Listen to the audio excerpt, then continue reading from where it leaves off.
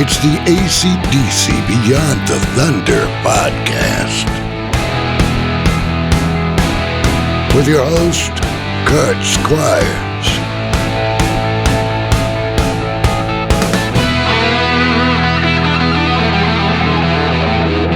It's time to rock.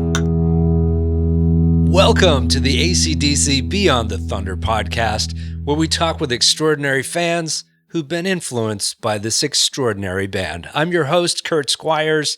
Today, we'd like to welcome Mr. Eddie Trunk, American music historian, radio personality, talk show personality, and author, but best known for being host of several hard rock and heavy metal TV shows, and for being a tremendous AC/DC fan.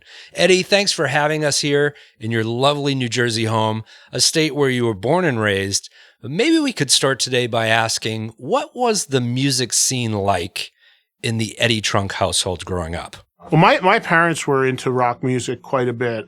They grew up in the 50s, and they're very much into like Elvis Presley. Like my mom still worships Elvis to this day. For me, as a kid, the first thing I really kind of, I went through all the typical kid pop stuff in the 70s, Partridge Family, and, those were the first records I really ever owned. And then the first rock band I ever heard was a band called the Raspberries, which is not, really, there's really no connection to metal with the Raspberries. Although they were very influential to a lot of people. Like Motley Crue covered a Raspberry song. The Raspberries influenced Kiss to some degree, but I just was all in with them. And that lasted for like a year until a friend of mine walking home from school said, "Hey, there's this band called Kiss you should check out." And that was it. So Kiss to you is what AC/DC is like to me. To me, as a kid, when I discovered Kiss, it wasn't about trying to discover other music. Any other bands were a threat to the throne of Kiss.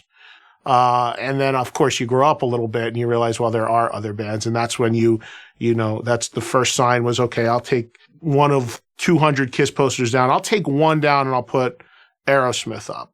I'll take that one down. I'll put Black Sabbath up. I'll take that one down. I'll put the Highway to Hell cover up.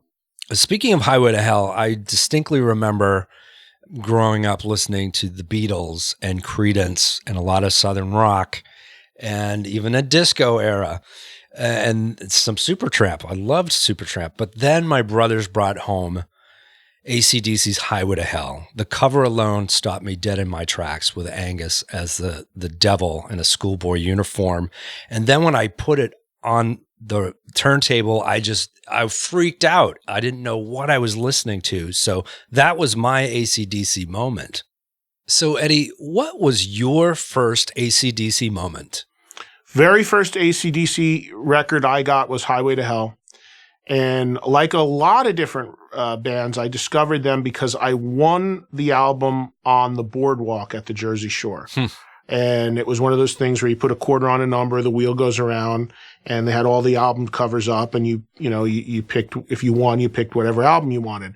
And there were a couple bands that I discovered that way because it was a way to get the album, you were willing to take a little more of a chance. And if you went in a record store and you spent $8 or $7, whatever a record cost back then, $6, and if it sucked, you were like, oh, I got burned. So there's a couple bands that I discovered like that, and AC/DC was one I remember vividly. The wheel came up, I won, and I'm just looking at all the album covers, and I see these demented guys with Angus with the horns and everything, and the cool logo. I didn't know much about the band beyond the fact that they were a rock band, and they had a cool logo, and the album cover looked cool, and they looked a little bit crazy, and I said, you know what, I'll try that one. And took it home and dropped the needle and heard those opening riff to Highway to Hell. I was like, wow, this is really cool. And then as that record went on and I started listening to the stuff throughout that record, I'm like, oh my God, this is unbelievable. Killer stuff. I really loved everything about the sound of the band almost immediately. And, the really heavier stuff, like Walk All Over You and stuff like that was just great. And then, up against stuff like, Girls Got Rhythm or something that had a little more of a swing or a groove or whatever to it. So I became a fan pretty quickly and then, went back and discovered some of the earlier records like you do with any band when you come into it.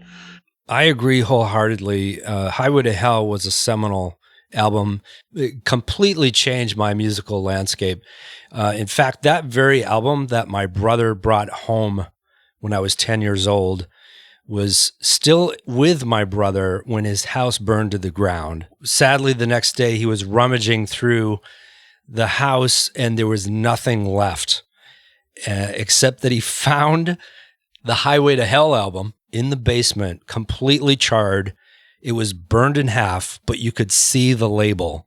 And I have it framed in my house. And believe me, the irony was not lost on me that there are songs like Shot Down in Flames, Get It Hot, and Highway to Hell on there. So having brothers in the household was such an important part of my growing up, and especially with their influence of classic rock and Southern rock, and bands like Kiss. And I wanted to bring up Kiss because Kiss was one of those bands that took AC/DC out on tour.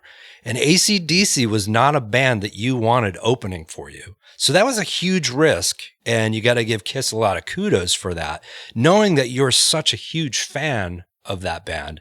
How are Kiss and AC/DC similar to each other, and how are they different, Eddie? I think that in the earlier days when AC/DC would have toured with Kiss, I think there was probably, on the surface, it was probably two very different bands with completely different looks and approaches to how they took the stage. But if you look a little more closely, there's probably a lot of similarities too.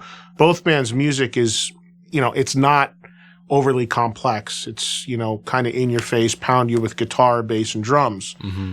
So there's a similarity there. And there's a similarity also that both bands work extremely hard on stage. Right. And that they just don't stand there and, on a stool strumming their guitars, So I think from a showmanship aspect, even though Kiss obviously was coming from a different place with the pyro and the makeup and the black leather and all that, both bands still had the same approach that you got to bring something more to the stage than just your instruments. And both of them clearly did that. And musically, they were both rooted in, basic hard rock sounds and stuff like that. So there were definitely similarities, but there obviously were some very, very different differences. And if you look forward to where we are now, clearly there's a lot of differences because AC/DC is a band that still values making new music and putting out new records. And for the most part is the core band, the guys that you want to see and as close to the original members as we can get or the classic members that we can get. And, Kiss has just evolved into more of a brand name and a marketing entity than anything. It will put anybody in the makeup, will sell you a coffin or a cooler, and it's a whole different thing. Whereas AC/DC always was a working man's band and always appealed to that level. AC/DC connects with their fan base on a totally different level. We're one of you. That's always been the message. I agree, Eddie. Although I think it's safe to say AC/DC's brand is on par with Kiss's brand at this point. I mean, you can't go anywhere without seeing AC/DC pinball machines, AC/DC Monopoly boards, AC/DC tequila, and so on. It's almost like slap an AC/DC logo on it and fans are going to buy it.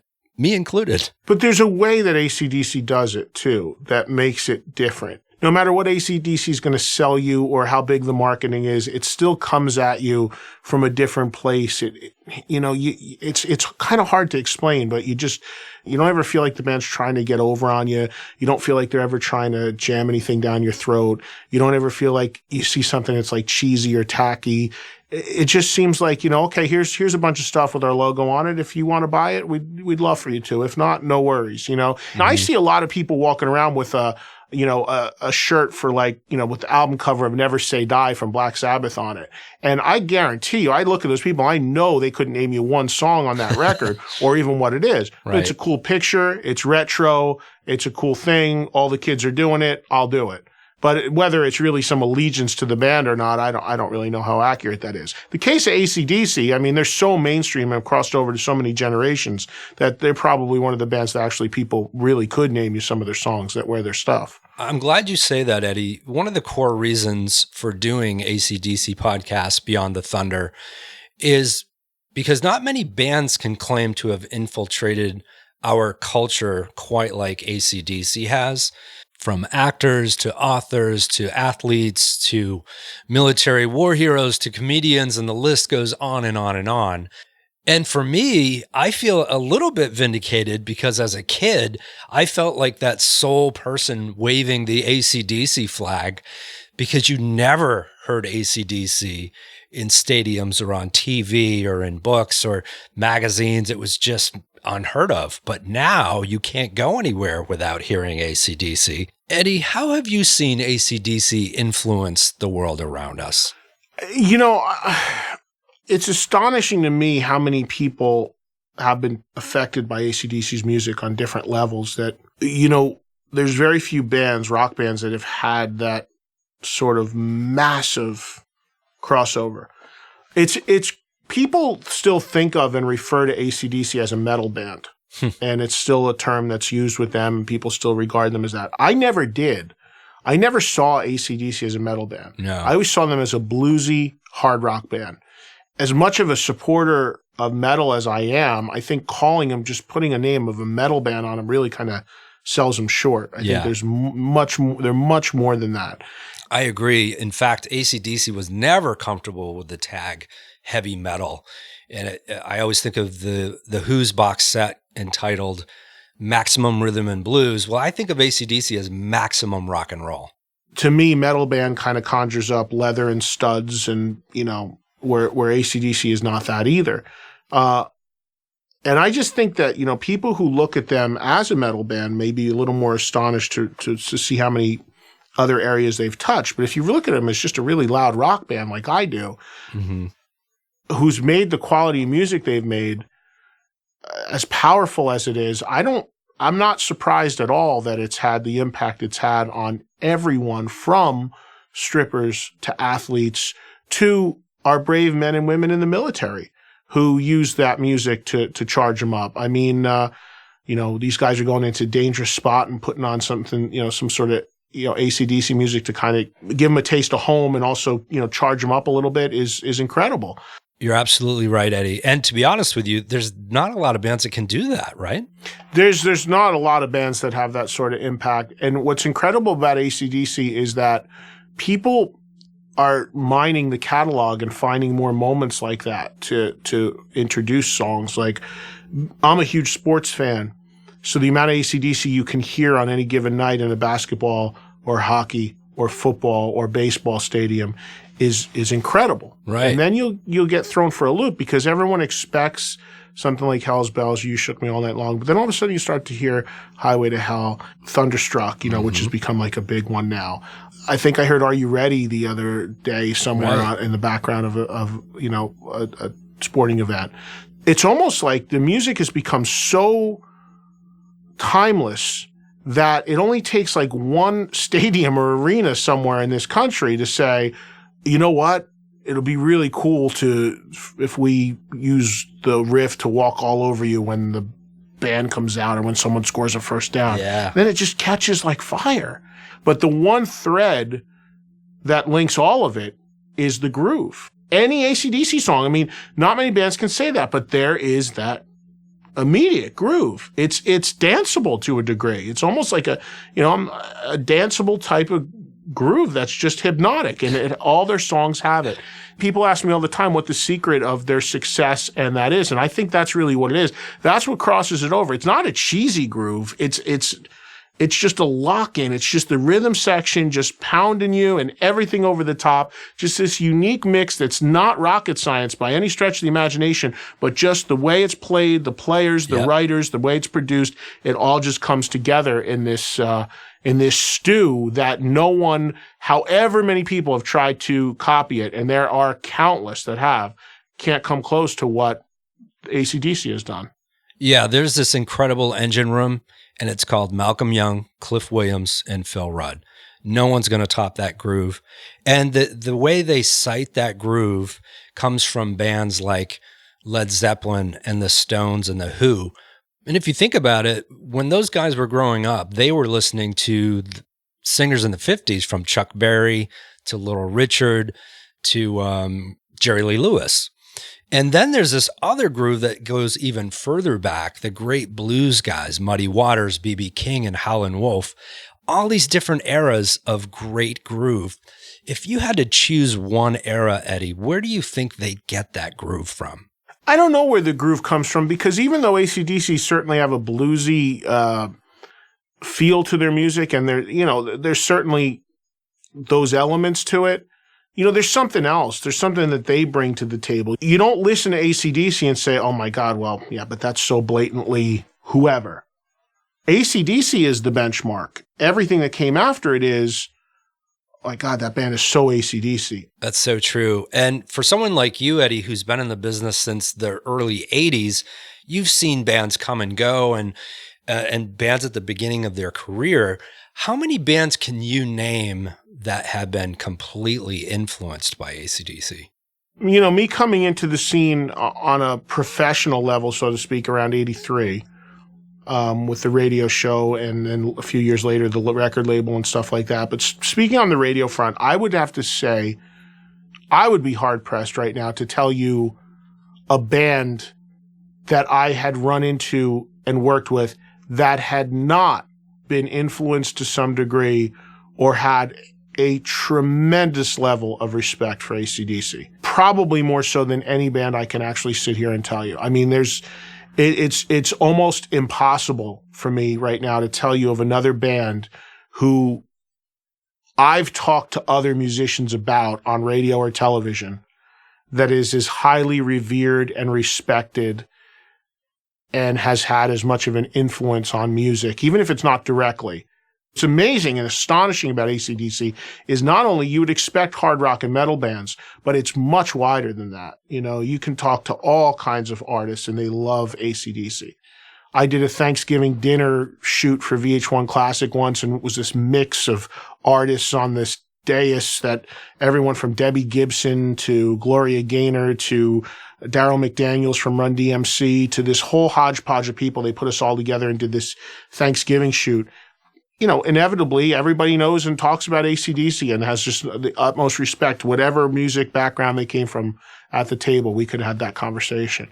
It's astonishing the impact that the band's music has had and continues to have on other musicians and clearly the fans, obviously, first and foremost. Yeah, we've actually come across a lot of musicians who say something to the effect of AC/DC is so simple that it's hard to play. So are there bands out there that have done a disservice to AC/DC covers, or are there AC/DC covers that you completely appreciate?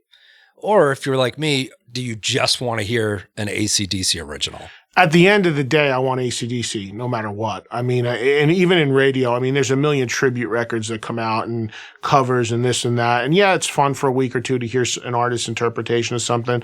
But at the end of the day, you want the real deal. You're never going to go to that version of the song ever. But I thought that Twisted Sister did a really cool version of Sin City. About 4 or 5 years ago, Twisted Sister released a record of bands doing a tribute to them. So it was all these bands covering Twisted songs. And to end it, Twisted Sister did a cover of a band they were influenced by, and they did Sin City. And I thought that was a really cool version. Oh, without a doubt. Dee Snider has been tremendously influenced by AC/DC. In fact, I think he told us, quote, AC/DC literally changed my life. Let's talk about tribute bands. There must be hundreds of AC/DC tribute bands around the globe. We talked to several of them, some good, some not so good. What's your feeling about tribute bands, Eddie? I think tribute bands are great. A band like AC/DC's catalog now is so huge that in a 2-hour set, nobody's ever going to get every song that they want to get. Clearly, a cover band's not AC/DC, but if it's a way to expose other parts of the band's catalog and make people familiar with them, I think that it's great. For me personally, I have no use to go see a cover band do You Shook Me All Night Long or something like that, because why? I would be more intrigued about bands that are going to really dig deep into the catalog and do some different things that you wouldn't hear all the time. I will say this about AC/DC tribute bands. I love going to see them because they pull out those deep cuts that you're not going to hear at an AC/DC concert. The cool thing is with what AC/DC does, though, is they always throw a few nuggets in there for the hardcore fans. They really do. I think they did Gone Shootin' when the remasters. They did a show at Roseland, in New York when the catalog was reissued by Epic that I was lucky enough to get into. I was lucky enough to be there as well, Eddie, and the songs they were pulling off Power Age, a true fan favorite, was so cool. And the really cool thing about it is that Brian, who I've talked to many times, really respects and loves doing the Bond stuff. You know, he'd be happy to do a full set of that material. He has complete respect for it, appreciation for it, and knows how important it is. Because there's a lot of people in that position that would say, well, you know what? Great, we got enough in the catalog of my period from Back in Black forward. Okay, throw one or two. But, you know, he gets the history of the band, he gets his place in the history, and he has total respect for that stuff. And you know, I think it's really cool. I know, poor Brian. The guy's been in the band since, 1980, and I think he's still considered the new guy.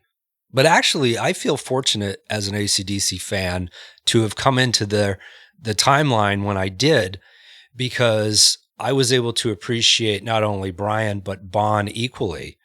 And Brian may have been in the band for umpteen years now, but I think Bon, just his material still holds its weight as well. But the one thing that I sorely miss is Brian Johnson's lyrics.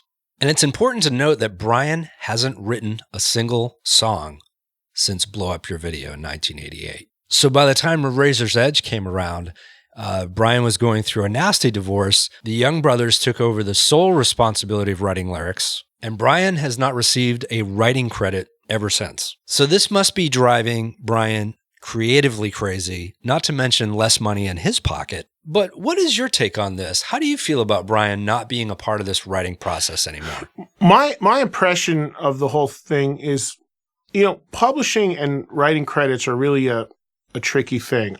I really don't know the answer to that. I really think it doesn't seem like it's anything that bothers Brian at all. Now, I don't know the nature of the business relationship. A lot of times that becomes an issue when one or two people are making all the money and nobody else is making any money because all the money's in publishing. But there's plenty of bands like Rush, for example, where it didn't matter who wrote the song or what part of it, it was an equal third split across the board. Right. That does away with a lot of problems. You mentioned Twisted Sister earlier. That was a big part of their breakup. Dee wrote every song, sold a few million records. He's living in a huge house. The other guys are working day jobs. It's that wide of a problem. So, you know, clearly it's not a money issue for Brian because he's very comfortable without a doubt. But you wonder how much of it has to do with control and songwriting and things like that. I just personally think that Malcolm and Angus, it's not a secret. It's their band. They run the show.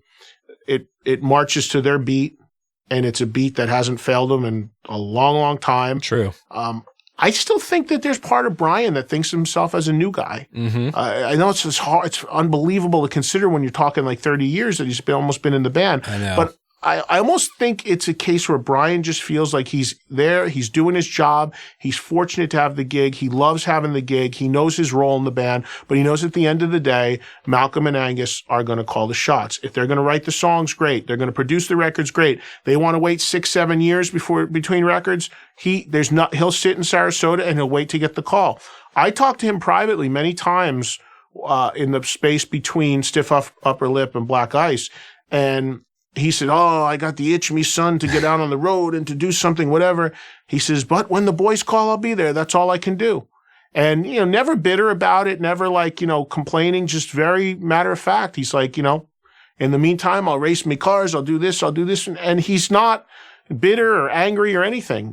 When the boys feel like doing it, we do it. And it's as simple as that. And I think that stems back from the fact that he knows, that he came into what was, a very successful band at the time, but obviously became much, much more successful going forward. I just love talking to that guy. I mean, I hang up the phone and I start laughing because he's just such a good person and he's just hysterical and he's so grounded.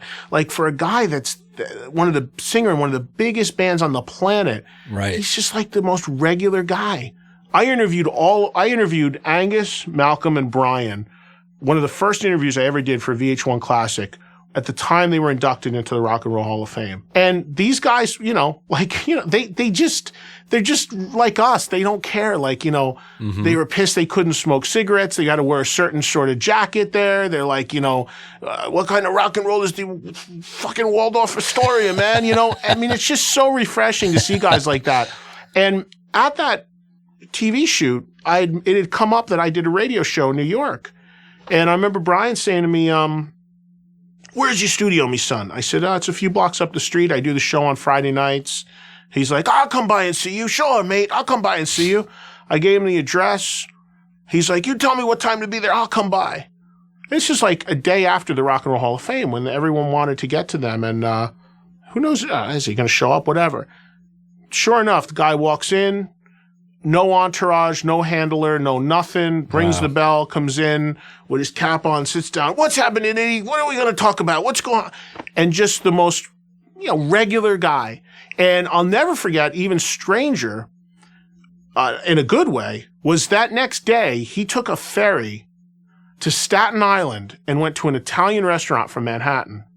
And he had this tremendous meal. And I guess the staff it was like a pizzeria, but it was just good food. And they guess a couple people knew who he was. They probably, I'm sure they took care of him a little bit. And he was so flattered that this meal was so good and these people were so cool to me that I got a call from him the next day. And he said, he said, can I come on your radio show tonight again? I was like, yeah, of course. He's like, 'cause I have to thank someone. It's like, what? And he wanted, the people in the restaurant told him that they listened to my show and they had heard him on it the night before. And he wanted to call because he knew they'd be listening to thank them over the air for the great meal. That's Brian Johnson. Too cool. I mean, it was just absolutely cool. So it's an honor for me to know him to the point where I can call him and that we have, that he's just one of the guys. I mean, he'll shoot the breeze with you forever and talk about anything. And he's hysterical. I mean, he just makes you laugh. Oh my God, that guy's a natural comedian. Going back to your early radio days, you described hearing another New York radio station play AC/DC from A to Z, which basically blew your mind at the time, and it changed your life in some way. Well, yeah. I mean, growing up in the New York, New Jersey market my whole life, radio is, it's New York being the number one market. I've always, as a hard rock fan, felt it was the worst market for radio. Biggest market, but it was the worst. It was just nobody ever gave me the rock music I wanted on the radio. And in 1994, this radio station came on the air. It was pretty funny. It used to be a classical station, and it literally at midnight flipped to become a hard rock station. And it was short-lived. The station only lasted for a few years. The station, the call letters, Q104.3, the station is still there. It's still the station. I still work there. I do my radio show from there in New York. It's my flagship station, but it's now a more mainstream classic rock station. When it came on the air initially, though, it came on as New York's Pure Rock, and it was a hard rock station. And it was just, the way they signed it on was by playing AC/DC A to Z, every song in their catalog.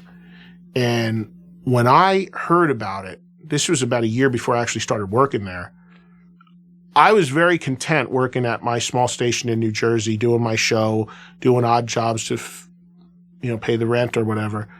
But, there were a lot of people at that point that were drawn to the big city and getting on in Market One and getting into New York. New York is only 30 miles from the station I worked at in Jersey, but it's a whole nother universe in terms of reach in the radio market. But that was never the big appeal to me. The appeal to me was working at a station that was just, really was more about what I was about. Yeah. So when I heard that this station was going to go on the air, and people call me up and put on 104.3, you're not going to believe what you're hearing. I'm like, and I'm going through it and I'm hearing song after song of AC/DC, the entire catalog in order. I'm like, this can't be happening. In New York, the number one market, this isn't a college station. This isn't a station down the street. Yeah. This is another suburban station. This is a New York City station doing this. This is insane. That was the thing that inspired me for the first time in my life try to move to another radio station. It wasn't the appeal of being on in New York City. It was the appeal of going to a station that got it to the point that they opened their programming and their history launched by nothing but AC/DC. I'm like, that's me. That's what I'm about. That's awesome. Cool. What's going to be next? Black Sabbath A to Z, and then we're going to go to I knew I wasn't going to get UFO A to Z, but I could dream. But anyway, it was just cool to me. It connected to me, and I'm like, it just reeked of real rock. This is no BS. It's going to be a real rock monster. And so how did you make that transition from radio to TV? We saw you a couple of times live on that metal show, and it just seemed like a natural progression for you.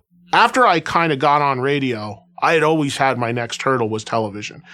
You always set a goal for yourself, at least I do, and that was my goal, was to get on the radio. Okay, now I got radio on the biggest market, and now my show's syndicated to some stations, what can I do next? Well, the next eye was, can I do something on TV? I was under no illusions. I know I'm not Brad Pitt. I know I'm not Ryan Seacrest. I knew that I was going to get by on what was up here and my passion and my connection to the audience. To get the audition after having done a few guest spots was just great. And I went in and I auditioned for the job. Never having had seen the channel at that point, because it was really in its infancy. It was in very few homes at the time. And got called back a number of times, went through this process. They brought other people in, other people left. This one's right, that one's not right. And they kept just calling me back to the point where after about 6 months, they said, we want to offer you a contract. We want you to come on as a full-time host for us, interviewer, VJ, whatever.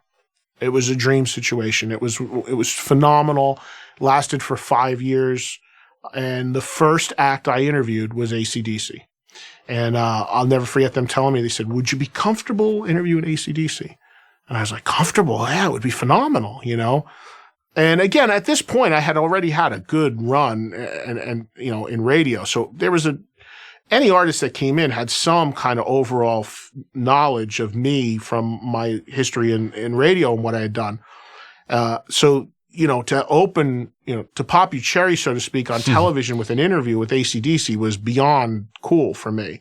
And I'll never forget the guys came in, and it was a couple days before they went into the Rock and Roll Hall of Fame, or Hall of Shame as I call it. And they came in, and we just had a great day that day. And I remember the thing that struck me was that I'm 6'2", 2 something, right? Closer to 3, and these guys were tiny in comparison to me, especially. Right. And I just remember them being the coolest guys, chain smoking cigarettes like I've never seen anyone do. And if you watch the interview, and I have it somewhere, but if you ever see this on YouTube or whatever, we were sitting on the set on these crates. And initially, when we sat down, I was on the same size crate as they were, and it looked like this monster with their kids, like Angus, Malcolm, Brian, how are you, kids? And the funniest thing was, and I hate cigarette smoke, and I don't smoke at all, and I won't go anywhere where there's smoke. And these guys were just nonstop chain smoking, and I'm so much higher than them that it was just like, I was like just taking it all in. Like it was like a vaporizer of AC/DC smoke because it was all coming from above.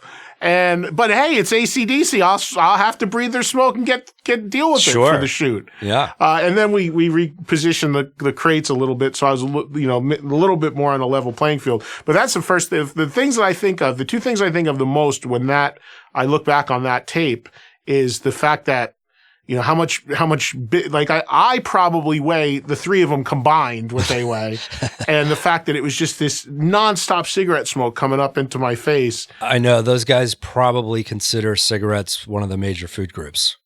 So from there, you went to That Metal Show. It was on VH1 Classic, starting in 2008, had 14 very successful seasons, the longest running show on VH1 Classic, anchored by yourself, Jim Florentine, and Don Jamieson. But I was really impressed with the fact that you landed an interview with both Angus and Brian, because that's something that they just don't do. They never do interviews for television. Tell us a little bit about how that came about. Yeah, well, we the folks said once we got picked up for that metal show, they said, we want you guys to do some other stuff for us as well. And great. And one of the things that they were doing was an AC/DC day to celebrate the release of Black Ice. So they had said, we want to do this day, and initially they had asked me to just do questions for Brian and Angus in New York, where I would just interview them like you're doing to me right now and not be seen, because they wanted them to kind of be hosting the day. So you'd only see them giving my answers as if they were talking to the audience. So I said, yeah, of course, I'd be happy to do that. And then one of my co-hosts, Jim Florentine, brought up a good point. He's like, well, we got AC/DC here. They're not in town when we're shooting our show. But AC/DC, we have to have them in the show. The concept with that metal show that I based was always kind of built off of the best damn sports show meets The View for hard rock and metal. So it's really important that we have the artist on the set with us. Right. We want that dynamic. We want the energy of the artist there with the studio audience. But for AC/DC, you make the exception. You do whatever you have to do. Right. And we did that. And Jim brought up a great point. He said, we got to do an interview with them. So what if it's a piece that we bring into the show? We have to have it. And we did. So we sat down, and Jim and I did our interview with Angus and Brian. And, the nature of this TV show, it's not the probing, comprehensive interview that I'm used to doing and like to do. It's more of the ball busting loose, let's have fun and tossing around a little bit interview. We had fun with those guys. It's very easy to do that. They don't take themselves too seriously. We had a great time. We goof around, and we got what we needed for our purposes. And then they had a run, so VH1 proper, didn't get I don't think the degree of time they wanted, but we got what we wanted for our show, so it worked out pretty good. The one thing I've noticed over the years, and I've had the privilege of meeting the boys a few times, is that going deep with these guys usually ain't going to happen. They do not go into the serious answers, which is kind of their MO. What's your experience with that? Yeah, it is hard. They're not a cerebral bunch, and I mean that with all respect. I'm not dissing them at all, but it's you're not going to get, that sort of thing from them. That's not what AC/DC is about. I mean, it's just there's something about those guys, and it goes to their persona, and it goes to talking to them and interviewing them. It goes to their music. It goes to on stage. It goes to their merchandise. It goes to the way they connect with their fans. They're just fun. It's just cool. It's just relaxed. It's just never heavy, and never seems to be an overlying amount of drama. Maybe it's because of where they're from. Maybe it's their background. Maybe it's just they realize how fortunate they are to have this kind of following they do. But it's great to talk to them. But as an interviewer, it's not the easiest thing. No. Because you're not going to get, long answers. You're not going to get anything in depth.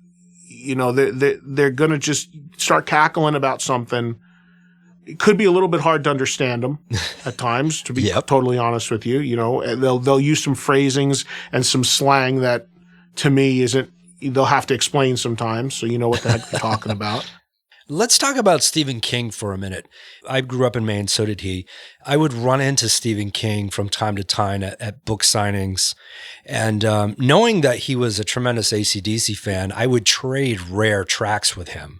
So when he decided to reach out to AC/DC, when he was putting together his film Maximum Overdrive, I was kind of tickled. Because here's two of my favorite things coming together, like Reese's Peanut Butter Cups. He actually coerced them into going back down to the Bahamas and recording some new stuff. What was your whole take on that marriage of Stephen King and AC/DC?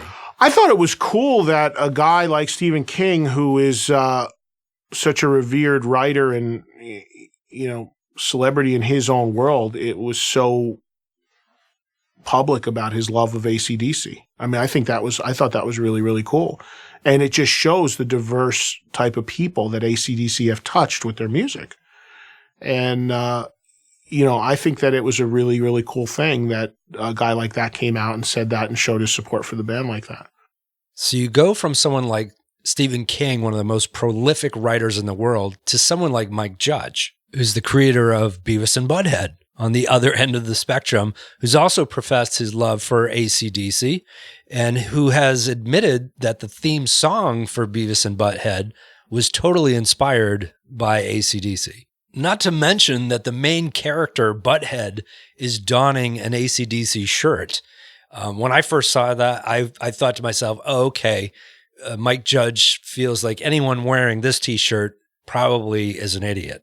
I looked at the Beavis and Butthead situation completely different. I think that the two cool guys that were like the hip guys, at least to them in the show, were AC/DC and Metallica, two bands that have tremendous credibility and respect for ages with rock fans.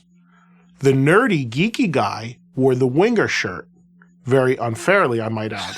And I've been told in my new TV show, by the way, that I'm Stuart and the other two guys are Beavis and Butthead. So, you know the dynamic. I can respect that dynamic. But I looked at it as, here's the two guys wearing the coolest of cool bands of all time. And the geek wearing the geekiest of geek bands, at least portrayed in the show at that time. Yeah. So I looked at it as a huge credit to AC/DC, that they were regarded as, the ultimate cool band.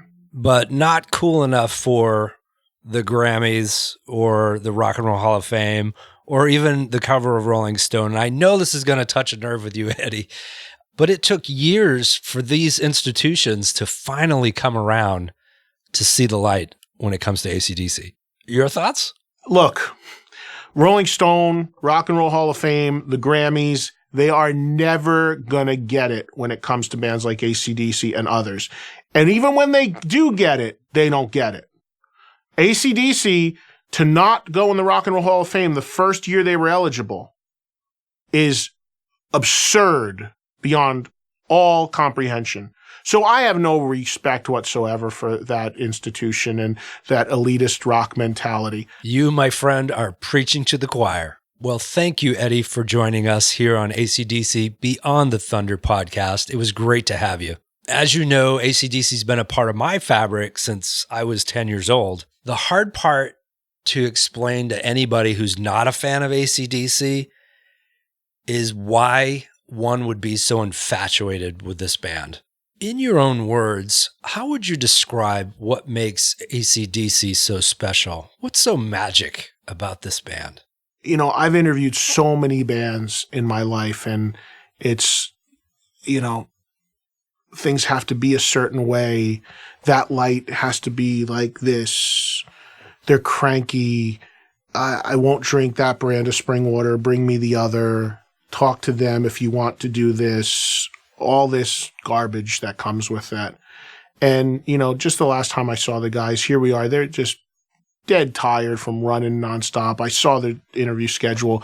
Globally, they're one of the biggest bands in the world on a global level. Black Ice, 29 countries entered #1 on the charts. I mean, it's unheard of.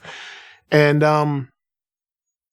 come in, just great guys, just, hey, mate, how you doing? And, do you need anything? And, people in the crews, yeah, let's sign whatever take a picture. Come on, It's amazing. I mean, to be at that level and doing it as long as they've had, and to have that disposition with both people in the industry and the fans is just phenomenal and says everything about them. That brings out of someone like me an equal level of respect to the music that they've made. Mm-hmm. And that's the 1-2 punch of AC/DC, timeless music that will go on long after we're all gone, and the actual just unbelievable connection and credibility and real approach they have to stuff. Ladies and gentlemen, one of the most respected voices in rock, hard rock, and heavy metal, Mr. Eddie Trunk. Eddie, we like to finish the show with one final question, and that is, if you had to describe AC/DC in one word, just one word, what would that be? Real. AC/DC Beyond the Thunder theme song, Trailer Trash, written and performed by Gannon Arnold. VO talent by Bruce Jacobson. Cinematography and sound recording by Greg Ferguson. Edited and mixed by Eric Keel. Brand ambassador and marketing guru Gino Bona. Written, directed, and hosted by Kurt Squires. Produced by Gino Bona, Greg Ferguson, Eric Keel, and Kurt Squires. AC/DC Beyond the Thunder is a Squires LLC current motion production. Copyright Beyond the Thunder podcast, all rights reserved. This has been a Natatak presentation. Shazbot. Nanu Nanu.